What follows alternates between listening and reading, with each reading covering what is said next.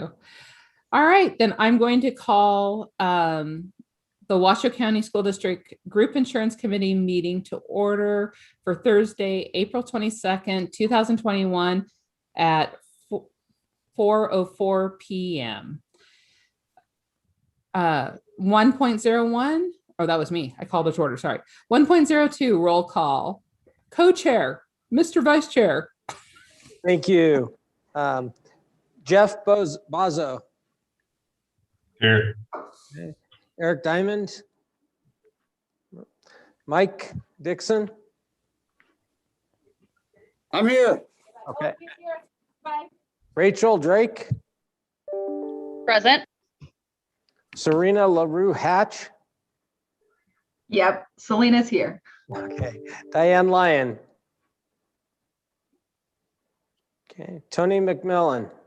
Here. Jenny Maresco. Here. Don Miller.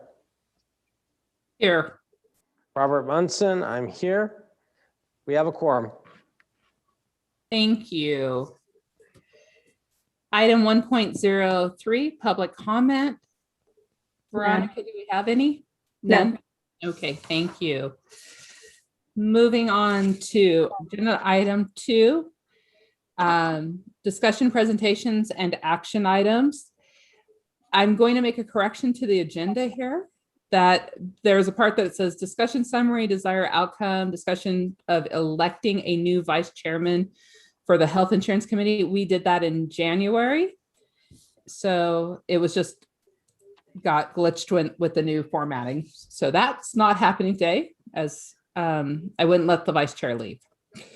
So item 2.01, action to adopt the agenda. Can I get a motion, please? Jeff Balzo, I move to adopt the agenda. Tony Second. Maresco, I second. Oh, Tony or Tony, take your pick. I have a motion made by Jeff and seconds made by the Tonys. All in favor, please signify by saying aye. Aye. Aye. Opposed? Motion passes. 2.02, presentation and discussion of the Washoe County School District Group Insurance Internal Service Fund as of March 2021. And today we have Robbie Carson with us. Welcome, Robbie. Thank you. All right, so like she said, I'm Robbie Carson. I'm the assistant controller here for the district. So I'll be filling in this presentation, and I'll try and follow along the same format as before. So if you have any questions, just holler at me and I'll do my best. So on the first page, this is the balance sheet for the health insurance fund, and you'll see the total assets and total current assets. And most of that's made up of cash and investments, which is important. And it's, almost $41 million, which is a 25% increase over last year. So that's good. You're in a good, healthy cash position for if anything happens. Very liquid. If we scroll to the bottom of the page, and we'll look at net position, which is the other important part on this statement. The total net position of $33 million. Again, that puts you in a very good position for if anything happens. It's just over $10 million higher than the previous fiscal year, which is good. That means the fund is growing and it's still remaining healthy. So if we flip over to page 2, this is the current fiscal year and the previous fiscal year revenue numbers. And in the previous one, Rob had mentioned that there was going to be a change in presentation on this statement between the revenues and expenses. And you'll see the premium section, it just says PPO premiums, the qualified high deductible health plan, and stop loss premiums or stop loss refunds. So we kind of combined that and made it a little easier to read instead of separating it out between Anthem and Hometown Health. So the total plan revenue is $1.7 million higher than the previous fiscal year, which is good. You have money coming in. Most of those are from premiums. And if we scroll down to the bottom, we'll look at the total operating revenues for the fund. And you'll see that's just over $62 million, which is $3.3 million higher than previous fiscal year. So your revenues are still coming in higher, which is good. That's helping add to the fund balance going up in the cash position on there. We have any questions so far? Are we good to go? Rob, you have a question. Yeah. So the total operating revenues, with that 6% increase there, would that be reflective of the 5% health insurance increase, since we're comparing years, that took place January 1st of 2020? That is, Go yeah, ahead. that is a portion of it. The other portion of it is you see the long-term disability and the life insurance premiums, where you're comparing, revenue this current year versus previous fiscal year. That wasn't there last year, so that's contributing to it too. Okay, thank you. Uh-huh.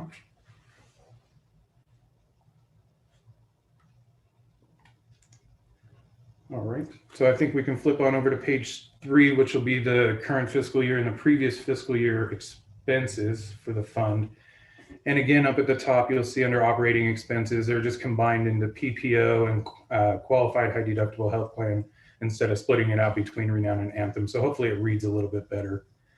And you'll see your total medical operating expenses were $3.6 million less than the previous fiscal year, which is a 10% decrease.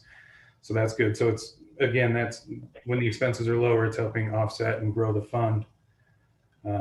And then if we go down to the bottom and look at total operating expenses, some of these expenses, you see the total difference between last fiscal year and the current fiscal year is 4.3 million.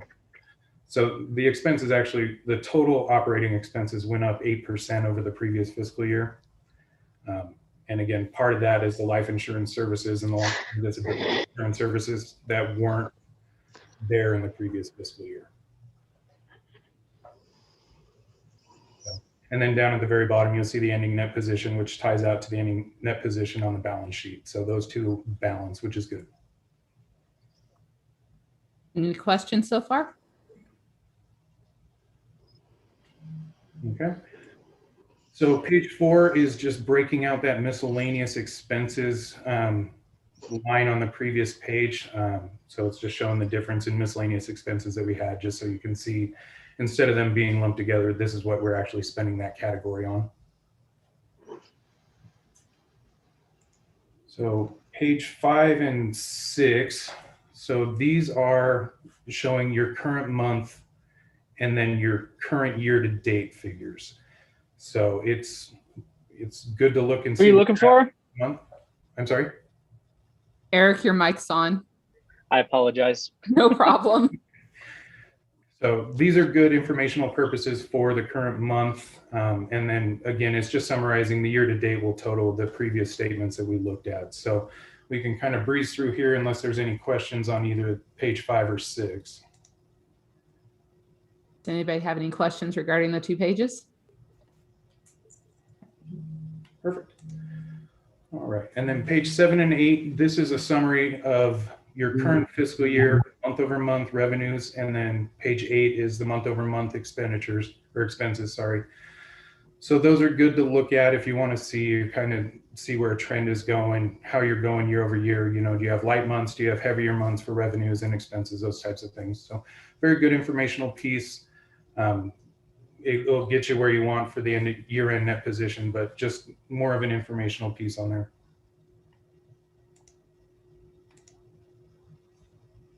All right.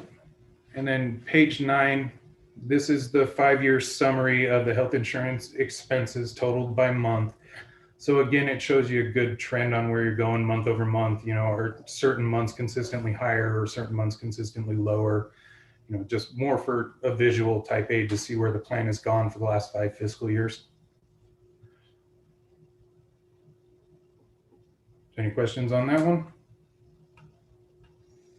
Perfect. All right, so page 10 is the health insurance fund unrestricted net position by month for the last 5 fiscal years. So again, you can see where we were at starting in fiscal year 16 in July 1 and where we ended up on March 31st. 2021, and you can see that $33 million number in March of 2021, and that's where we currently stand. And you can see over fiscal year 21, we've grown from 28 million to 33 million, so a good $5 million increase in there.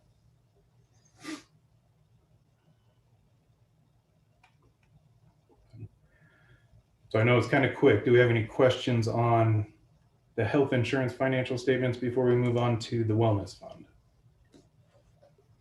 Any questions for Robbie? I think we can move forward. Perfect. All right, so page 11 is the balance sheet for the wellness fund, and you'll see we're not dealing with millions upon millions of dollars. We're sitting there at about $650,000 for a total net position in the fund, which is down about $60,000 from where we started the fiscal year, and that happens as you start spending things. So that's where we're at right now. It's pretty comparable to where we were at this spot last fiscal year. So nothing to be worried about on that one. And then the final page is the income statement on there. And again, it has total revenues for the year of $347,000, which is down about $30,000 from the previous fiscal year. And then the total expenditures of $410,000, which is up about $60,000 over the previous year, which brings that total net position down to $640,000. But all in all, the fund's still in good shape.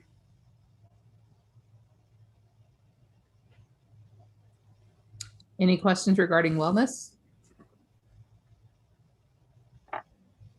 Not seeing any. All right. Well, that's all I have. Another last chance to ask Robbie any questions regarding our financial health? All right. Thank you, Robbie, for picking up and doing this for us today. No problem. Thank you very much. 2.03, presentation and discussion of the Washoe County School District Group Insurance Claim Experience Report as of March 2021. And I believe I turn this over to Lloyd. Yes, thank you, Dawn. Can you hear me okay? Perfect. Okay, well, looking at Exhibit 1, so we got the first 3 months of the year. It's hard to believe already. But as we look into claims costs through the month of March, employee counts here on Exhibit 1, you can see are down just slightly, 1.5%. Dependent units are down. Total dependents are just slightly up. So real stable, somewhat as expected this time of year. The claims cost for the month, you can see there for the average claims cost for the current year running at 5.1 million versus 4.889. So it is up a bit at 5.2%, which we'll see in a little bit more detail on the next slide, which I'll go to in a minute. But that yields a composite rate of 707.96 versus 662.95 last year. So again, up about 6.8% on a composite basis. Fixed costs are fairly flat, coming in at 427,000, so up about 2% from last year, which yields a total plan costs of 5.5 million average for the first 3 months compared to 5.3 million last year, so up about 5%, 4.9 to be exact.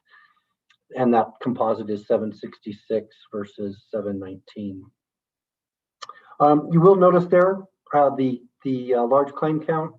Again, super early in the year, only have a couple that have hit that $200,000 level. So again, not a whole lot of to get excited about on that yet, but so far so good.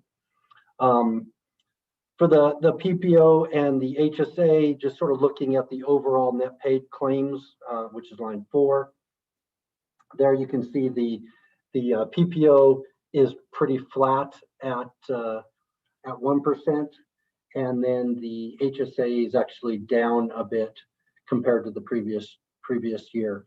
The reason some of these don't add up as much to comparing against last year is the dental and the vision are actually up significantly. So this is just looking at the HSA and the PPO. Because dental was down so far for March and April of 2020 because of shutdown, it's thrown these numbers off a little bit. We had to go back and look at it 3 times because we couldn't quite figure out why some of that stuff wasn't making sense, but it's actually the dental is driving that difference. So going to Exhibit 2, we could. So again, the graphical view of the plan, things are very stable.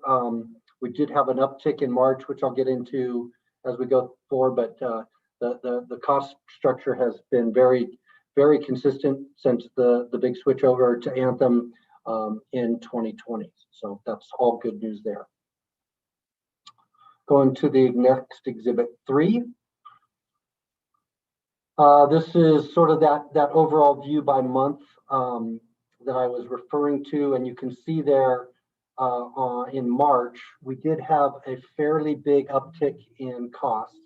Go looking at line 30, you can see there that the plan had $5.8 million in claim cost expenses for the month, which is significantly above what it's been actually for the last 12 months. So I'm not super concerned about it at this point, but it is something that we are starting to see with a lot of our self-funded plans, as we've started to see a bit of an uptick in usage and in costs as we've gotten into this new calendar year. So that $5.8 million resulted in a composite cost per employee of $811.42. When you add in the fixed costs, as you get down to line 35, you can see the total overall cost was $870.10 for the month. So when you carry that over to the far right on line 35, you can see there that we are averaging $766 this year versus $719 last year. Oh, and I did want to point out when you do go up to line 28, you can see there that the dental costs are up about $100,000 a month compared to last year for these first 3 months. And again, that's due to that lower overall average last year because of the shutdown. We dove into that a little bit deeper, and that really is what's driving all of that. The next couple exhibits are the breakout of active and retiree, and then the PPO and HSA. So I'm not going to go into those into any significant detail. As we do get to exhibit 12, I'll let you catch up to me.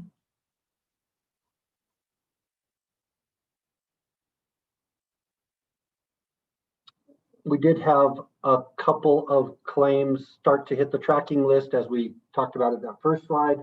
We do have 2 claimants that are tracking now at over $200,000. So, again, we're very early in the stop loss policy year, so that will obviously get bigger because it always does. Going to the next exhibit, oh, that's it. So I think with that, I will answer any questions on the claims report. Does anybody have any questions regarding the claims report?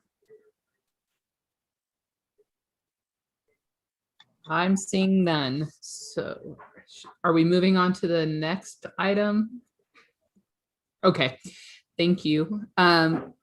Item 2.04, presentation and discussion of the Washoe County School District Health Plan looking forward to 2022 and health insurance trends presented by LP Insurance. Back on to Lloyd. So yeah, this is mostly just a verbal conversation, no exhibits to review at this stage of the game. Jackie asked if I would just give an update on what we're seeing. We've done some preliminary work on the claims. We got the March data a little late, so we didn't have anything we were prepared to present to anyone, to the committee at this point. But really what we're looking at this point is trying to determine if there's anything anything in the data that makes us feel like we are going to be anything over a held renewal or no increase in the rates this year. That's sort of the context in which we're coming at it this year, because we did have a good 2020. We only have 3 months of 2021 showing up at this point. And as is typical with your plan every year, we do this fairly early. We have to go through this exercise fairly early for planning purposes. But this year is definitely different. and there's just no other way to put it. We've talked about it in previous meetings. We know that costs were down materially in 2020, and we know that that was abnormal, and we know that costs will catch back up. How much, how aggressively, how fast, we're just not so sure. This March data gives us a little pause, and the first 3 months being up, 6% over last year certainly is something that you're going to want to keep an eye on. We're all going to want to keep an eye on. However, given the way that the claims did run for the majority of 2020, we are still feeling like that no increase bar is sort of is what we're going to be hopefully able to recommend to the committee next month. That's sort of where our head is. That's what we're seeing. We don't believe we're going to get anything in the data that's going to materially change that for April, but we do want to try to see April data before we come to any sort of firm conclusion on it.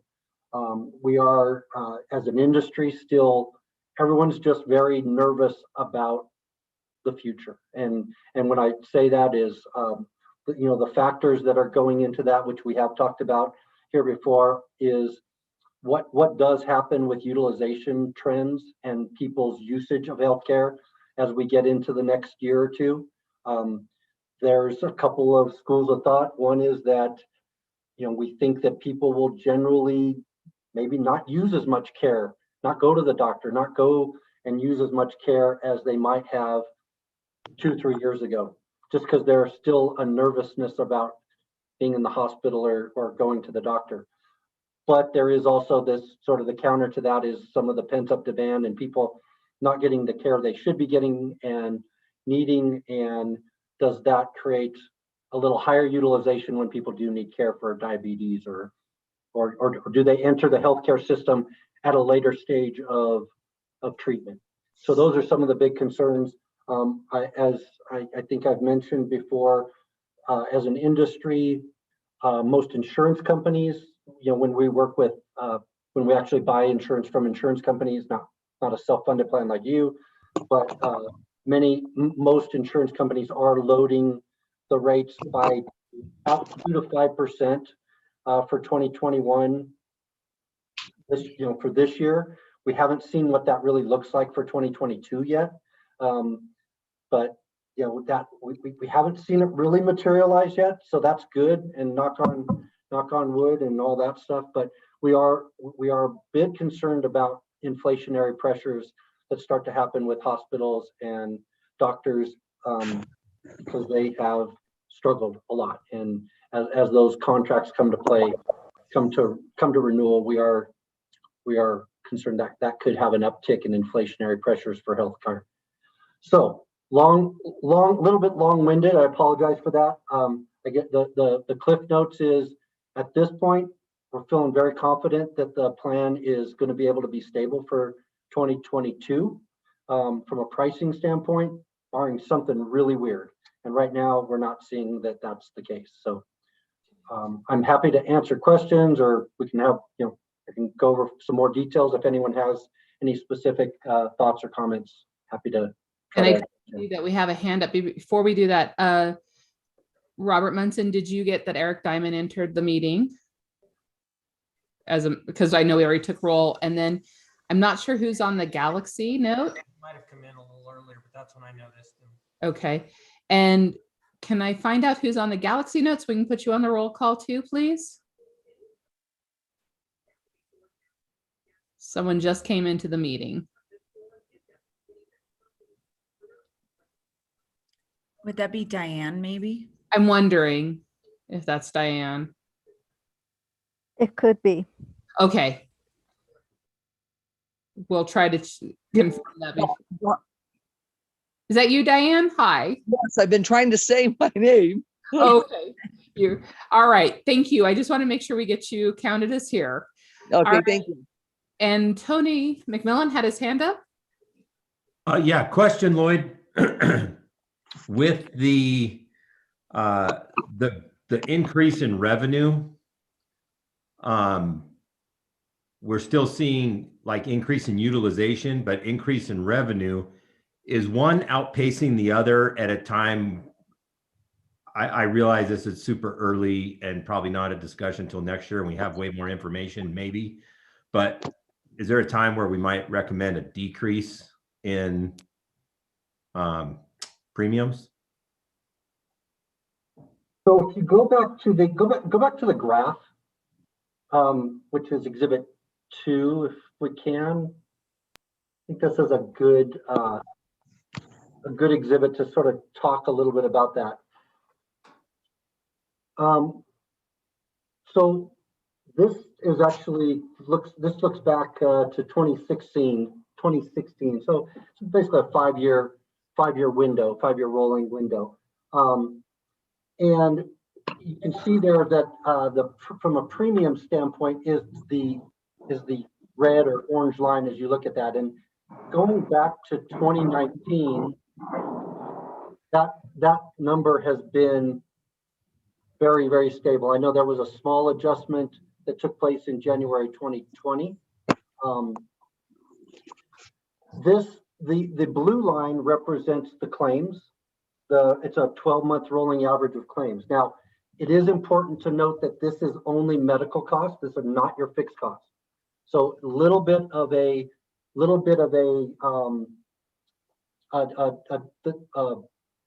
disconnect there in that the revenue obviously is covering everything.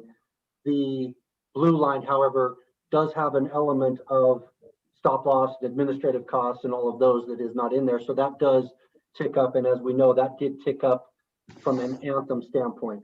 However, there is a fairly sizable gap, even when you add in the administrative costs, there is a fairly sizable gap between the blue line and the red line. What we're hopeful is this blue line, where that blue line ticked down in April, starting in March, April of 2020. We know that a good chunk of that was based on the new Anthem contract. We now feel that it's pretty confident to say that the Anthem change did result in some very positive impacts to the plan. And we also know that there was an element of COVID utilization reduction that occurred. So I think from the standpoint of how we look at plans and how we try to advise our clients with that, you rarely have resets like this. And for those of you that have been around the committee long and been around our healthcare system, we know that healthcare costs generally don't go down, right? I mean, healthcare costs go up generally 5 to 7% a year. And so what our big wild card with that, Tony, is when and how aggressively does this line start ticking back up? And because we know it's going to, it's just a matter of when and how aggressively. So, what the committee or what the district will have to consider is, would there ever be any justification to actually lowering that revenue line? Generally, we don't see that. Generally, we don't see plans actually lower the revenue line because of the reality of inflating healthcare costs. Can't say it's never done, but it's not a common thing because you don't have inflation does not go the other way in healthcare. You did have a good resetting of the cost structure, though, it appears, and so I can't speak to what the district would or wouldn't do in that regard, but I would continue to be cautious as a committee around when that blue line starts to come back up, trying to create an environment that you don't want to whipsaw your cost, right? You don't want to increase one year and then decrease another year and then potentially have to increase more the next year. The goal, in my opinion, the goal is stability and stabilization of costs and benefits for employees and their families. That's always the preferred. So I hope that answered your question to some degree, Tony, but I think it's a valid question because of this resetting of costs that have dropped down a bit. It is an anomaly. Yeah, it seemed, well, like I said, I think it's early, and that's helpful that it's at least, it's something to watch and maybe consider or maybe not, depending on how things go. I appreciate it. Ideally, you don't, if there's a way that you don't have to increase costs, more, because the health fund is stable and solid and becoming healthy again. We had some years where, and the premium line doesn't extend backward on this, but there were some years where those numbers weren't aligned, and the blue line was well above the revenue line. And so again, trying to keep that stability is I think one of the things that's the most important for a public entity plan. Thank you. Okay, Selena?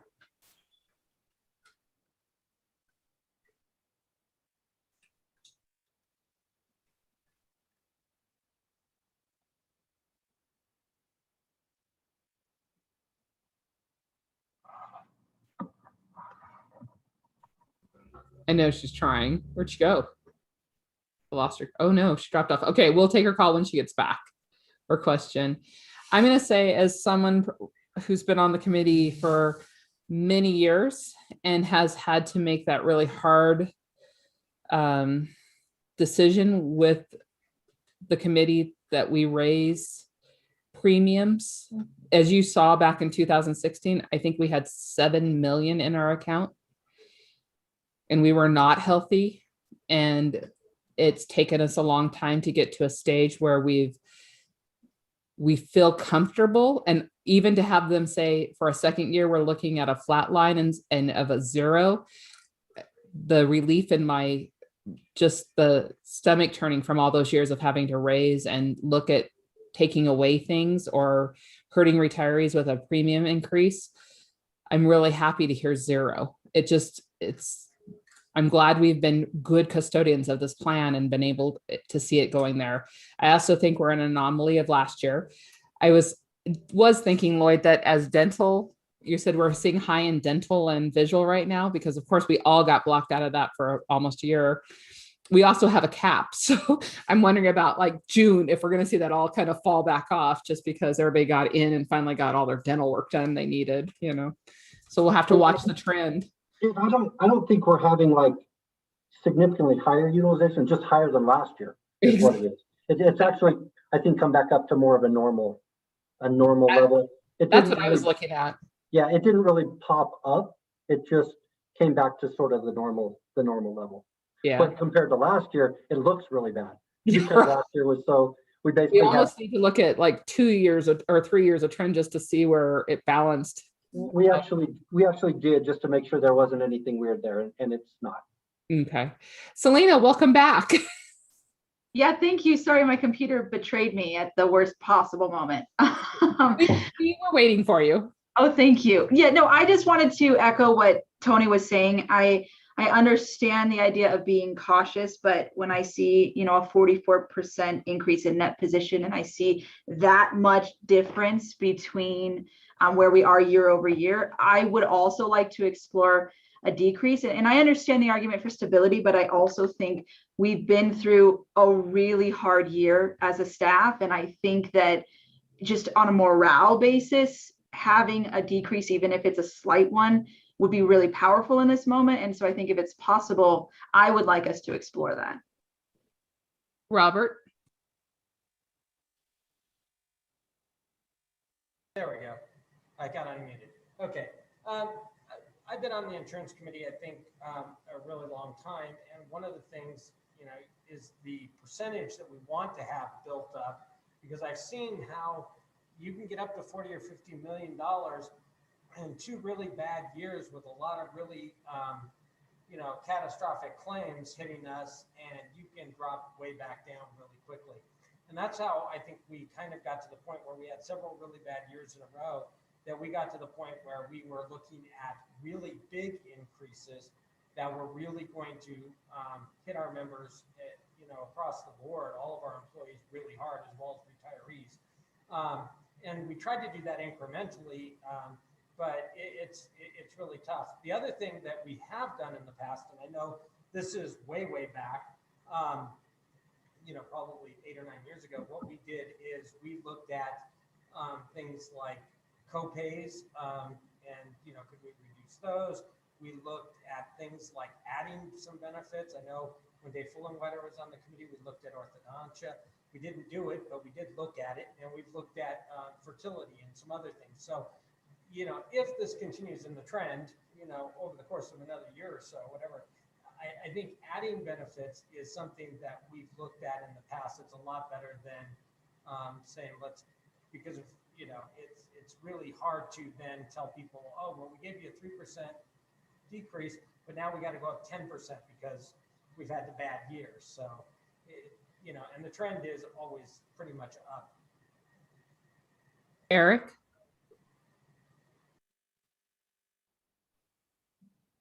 Yeah, I'm still, I've been here for a bit, not nearly as long as some of you all, but I think it is relatively early to consider a decrease in plan, only because it just seems incredibly volatile at this stage. And then also too, maybe before we consider just an overall reduction in cost or to our membership, would be to review some of the reductions in services first before we made an overall cost reduction, if that makes sense. I was trying to think of a few service reductions that we've done in the recent past that kind of escape me at the moment, but I know that we have made some reduction in cost in recent years, just so that way we could reduce the percentages that we did when we did an increase in cost, if that makes sense. So I'm kind of on this the stability line that obviously we're very in the very early stages of seeing this this kind of surplus. I think with the pandemic, it is definitely a volatile time period to have that kind of consideration. And if there was any, I hope it would be in any reduction of services in the recent past before we actually went to an overall cost reduction, if that makes sense. Jackie, I see that you have your mic off. Did you have something to share, or should I take more questions? No, go ahead. Okay. I just want to make sure. Yeah. Okay. Selena? I just wanted to say I really liked Robert's idea about looking at co-pays or orthodontia, excuse me, because I get a lot of members asking me about both of those things. And so if that's an option we can pursue, I am fully supportive of that. Now I will say something. Okay. Just to that note, I know the committee has discussed that before. And so that is an area that I have talked with Lloyd about, that we could potentially look to see what kind of impact it would have on the dental to possibly move the cleanings outside of the calendar year max. I know the calendar year max is $2,000, and that has not been reviewed in a really long time. And so currently you can have 3 cleanings per year, but that goes towards that $2,000. So if you then have a crown or something, you've exhausted your $2,000. So we will have that information hopefully at the next meeting as to what that would look like and what kind of impact that would have to the plan to move those cleanings outside of that 2,000. So then that way, if a person does have a crown or a root canal, they have that full 2,000 to be able to put towards that, as opposed to it is reduced because of the cleanings. Does that make sense?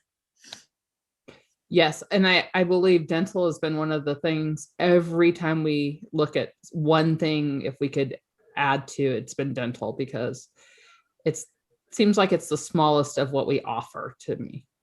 I'm just going to confirm, Robert, do you have another question, or your hand's just up? I just forgot to lower my hand. I'll do it. No, that's fine. I'm just confirming. And Eric, same with you? Or do you have another question?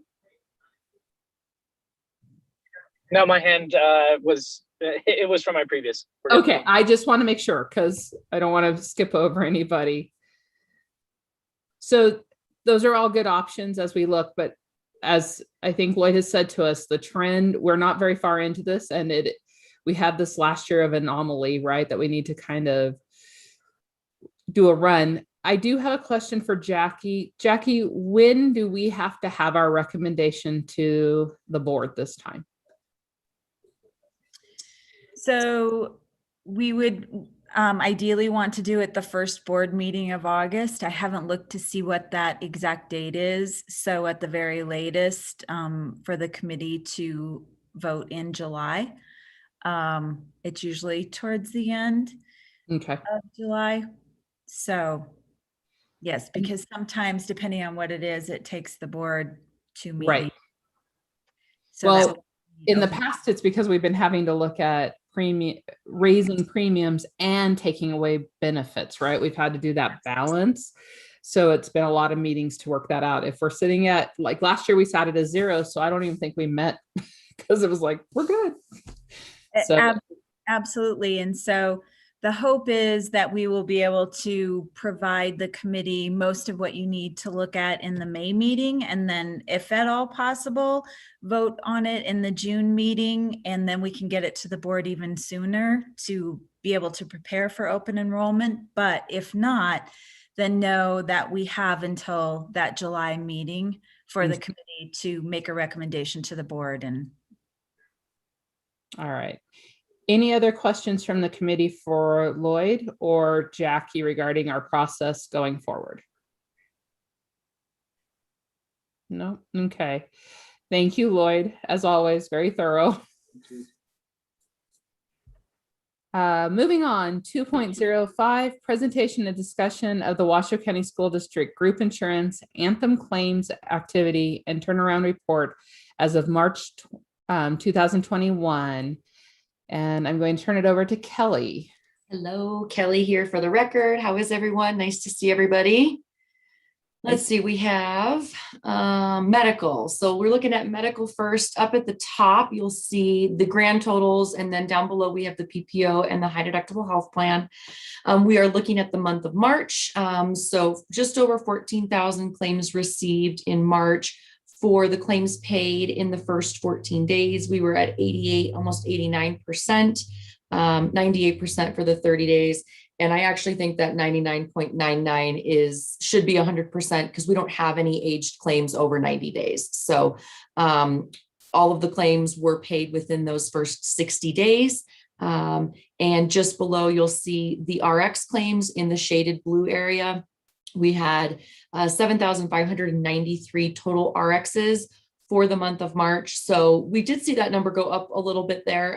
You'll notice that March was definitely higher than January and February, just normal fluctuations. Some people maybe 3 months supply, and that was the month that everybody got it filled. So just over 7,500, almost 7,600 RX claims there. Any questions on the totals? Perfect. And then for the PPO, obviously we have a much higher population in the PPO plan. 12,000 of those claims came from the PPO plan. Again, 100% of them were paid in the 90 days. I'll go back and have them double check those numbers instead of the 99.99%, but I'm not seeing any aged or pended claims in the 60 or the 90 days. And then 7,000 claims for RX on the PPO plan. And for the HSA, just over 1,300 claims for March. Again, 91% paid in the first 14 days, 99% in 30, and 100% paid in the 90 days after receiving that claim. And then just 510 RX claims from the high deductible health plan. Any questions on the medical? Otherwise, we can flip to dental. I do want to say thank you for pointing out the 3 month, because we've seen those upticks before and I never even thought about it. And you're right. Like, I know I do 3 months, you get them in December. And then you get them in March. Exactly. Now, thank you. Yep. You're welcome. I'm speculating, but I have a hunch. Perfect. And then we have the dental here. So again, for the month of March, we had 2,235 dental claims that were received. We actually paid 100% of those in the first 14 days. So everything was processed within those first 2 weeks of them coming in the door to Anthem and processed there at 100%. So little uptick, you see, just a little bit higher than February, but pretty consistent for January, February, and March in terms of those dental claims. So I know Lloyd was talking about more normalized, kind of a normal year. I think people are going in, getting those cleanings done, feeling more comfortable as well. So. Any questions regarding dental? Okay, I think we're good. Perfect. Thanks all. Thank you. 2.06, presentation and discussion of the Washoe County School District Group Insurance Wellness Program report to cover current events and Step into Paradise Challenge and guidance resource virtual workshops as of March 2021. Janelle. Hello, good afternoon, everybody. Janelle Dye, Wellness Coordinator for Washoe County School District for the record. And this is our April Wellness Report. We have the current events, programs, and challenges. So we have the virtual wellness workshops that have been going since February. And so some of these, the participation numbers are repeat from past meetings. So we have added the last three, I believe, the last three are updated, and the participation has been pretty consistent. Our highest participation number has been 61. There's actually a workshop going on right now, so sad that you guys can't be in on that at the moment. But we had 61 with the most, and then they are all ranging. I think the lowest has been 28. So again, for virtual workshops, from what I have experienced, these numbers are really great. So I'm happy to see people engaging with the workshops. We typically have in person also. Obviously, that's not going on right now. So I'm happy that people are taking advantage of these virtual workshops. So we have 4 more. And then after that, we'll do a drawing for those who have completed at least 4 of them. We'll do a drawing for gift cards, and then each of these are worth points in Virgin Pulse, so 500 points for these. And then another current happening that's going on as we speak is the Step into Paradise Challenge. That's actually going to wrap up shortly on Monday. And we have the results. So this is as of April 12th. So obviously those total steps and the company miles have increased. Those are fun to see, just to see, how far we are walking as a whole. So like it says right there, it's like walking around the earth. So that's pretty cool to see, everyone being active. One thing to point out, is the number of participants from last year's challenge. At the same time, we had 693 participants, and we did see an increase in the participants this year, 738. So that is a positive. And so we just always want to see that number growing. And then the upcoming programs, events, and challenges. May is Mental Health Month, so obviously always important, but even more than ever, going to be highlighting just mental health awareness through Virgin Pulse and through the wellness program. And so we will be running a Mindful Minutes challenge, a shorter challenge than the Step Challenge. It's going to be 2 weeks rather than 4. And this is a little bit different. It's not a team challenge. It's going to be an individual challenge where participants can choose their daily goal, because some people may already be practicing mindfulness and some people may not even know what that means. So people can choose their own challenge, their own goal, and then work towards that. And then you earn points based on the percentage that you achieve that goal.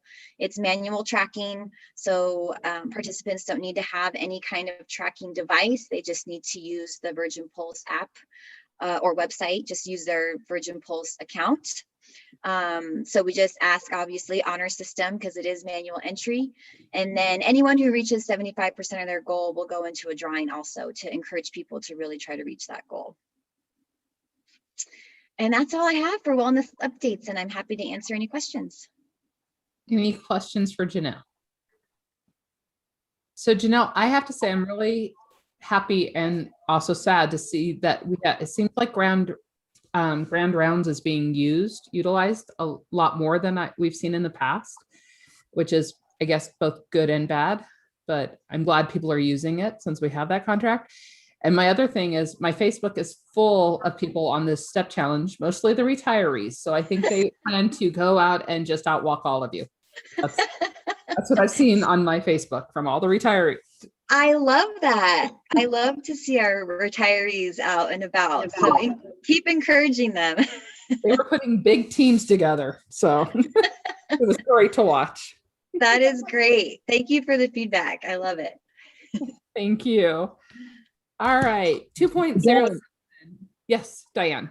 I have a question. This goes back to when Lloyd was talking, but I have a question about what everybody was talking about. Like, say you wanted to add something to the health plan and stuff because you got some money in the bank, so to speak. Now, what happens? Say everybody on the committee says, "Oh yeah, let's do it. We have money in the bank," and then that following year is a disaster. How is that handled? So I'm going to speak from past times as the chair in this, or do you want to take it, Jackie? Nope, go. I think Okay. you and I are on the same page. So when we've had to do rate increases or premium increases, insurance increases in the past, we've also had to sometimes we have to balance, maybe the percentage that we needed was 14%. And 14% was going to be larger than anybody could have taken, right, as an employee. So we then had to look at the benefits of our package, and we were given a scale of what we could start dropping the 14% down to 10 if we took a reduction to different products in our insurance package. So what people are asking for is maybe adding some of our benefits back. And just like it, and then if there's a problem, it's another thing that we would go back and forth. The thing is, it's not cash out of someone's pocket, but it is stuff we use. And that was hard on us to watch, and have to take away. I was trying to think an example. Some of them were increases to co-payments. They were increases to RX, what you paid out for your prescriptions. We had to do that. Am I on the right track, Jackie? Yes, but I was also going to say, maybe Diane, if you want to have a further conversation offline, we can do that, or write this question down and save it for next time, because we're on a different agenda item. Sorry. Okay. We have to keep this conversation to the wellness. Yeah, I tried to get a question in way before, but okay, that's okay. Okay. But save it, Diane, write it down so that our next meeting, you can bring it up again. Okay. So Eric, are you on wellness? Because I went offline. Yes, I am on wellness. Thank Okay. you. Just also a comment for Janelle that the program is excellent. I can't tell you how much I go around the district, obviously, with what I do. And there are so many people participating in this, just people squeezing in their steps all over the place. So A+ job on the wellness programs. With the webinars, I think are pretty useful. I've been trying to get to as many as I can. And then also the step challenge. I can't tell you how many people around the district office and the different sites that I'm at. It's an excellent program. Seems to be getting a lot of engagement. Thank you. I greatly appreciate that. And thank you for being an advocate for the program. That helps, definitely helps. Great. Thank you, Janelle. Moving on to 2.07, approval of the minutes from the January 28th, 2021 meeting of the Group Insurance Committee. Hopefully you all had a chance to look at the minutes, and I'm looking for a motion.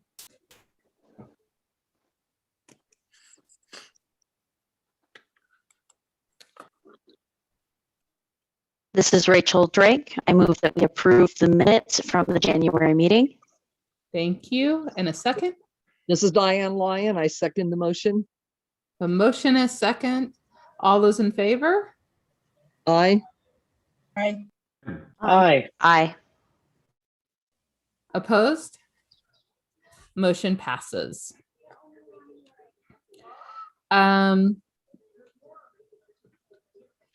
Before we actually announce 3.01, I don't have a location on mine or how the meeting will be held. So before I make the formal announcement, can you help me out with that, Jackie? It will be Zoom again. Okay. you. 3.01 announcement. The next meeting will be May 27th, 2021 via Zoom. And it is also on the YouTube district channel for anybody who is tuned in to watch today. 3.02 public comment. Veronica, did anybody turn anything in while we were in this? Nope. Okay. 3.03 motion to adjourn the meeting. Diamond, so move. Second. Tony Third. Norris, Joe, I second. I have a motion and a second. All in favor, please say aye. Aye. Aye. Aye. Opposed? All right. I will see you guys on May 27th. Thank you so much for a great meeting. Bring your